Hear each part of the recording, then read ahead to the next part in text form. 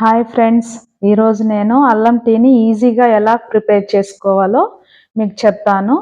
దానికి మనకు ఏ ఇంగ్రీడియంట్స్ కావాలో అవి కూడా మీకు చెప్తాను ఫ్రెండ్స్.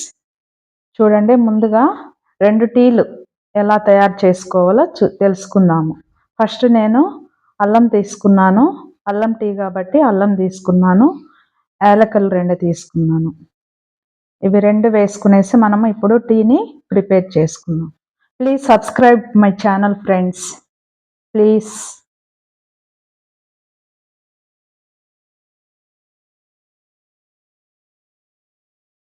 చూడండి, ఇలాగా అల్లాన్ని నీట్గా దంచుకోవాలన్నమాట. ముందుగా కచ్చా పచ్చాగా దంచేసుకొని అక్కడ పెట్టుకున్నాను. నెక్స్ట్ స్టవ్ వెలిగించేసుకునేసి టీ గిన్నె పెట్టేసుకునేసి మనము వాటర్ యాడ్ చేసుకోవాలన్నమాట. 2 టీకి ఎన్ని వాటర్ కావాలి? టీ గ్లాస్ ఉంటుంది కదా మనకు, దాంతో 1.5 గ్లాసు వాటర్ తీసుకోవాలి. 2 టీలకు 1.5 గ్లాస్ వాటర్ తీసుకోవాలన్నమాట. నెక్స్ట్ టీ పౌడర్ని యాడ్ చేసుకోవాలి. చూడండి, 3 స్పూన్స్ నేను టీ పౌడర్ వేసుకున్నాను. అది స్మాల్ టీ స్పూన్ అనమాట, అందువల్ల దాంతో 3 వేసుకున్నాను. నెక్స్ట్ ముందుగా దంచుకున్నాం కదా అల్లం, దాన్ని కూడా ఆ డికాషన్లో మనము యాడ్ చేసుకోవాలి. ఇలాగా చక్కగా అల్లాన్ని కచ్చా పచ్చాగా దంచేసుకునేసి డికాషన్లో వేసేసుకొని బాగా ఉడికించాలి అవి. అప్పుడు ఆ ఫ్లేవర్ అనేది మనకు వస్తుందన్నమాట, అల్లం ఫ్లేవర్. చూడండి, బాగా మరగాలి అలాగా డికాషన్. నెక్స్ట్ 5 మినిట్స్ మరిగిన తర్వాత మనము పాలు తీసుకోవాలి.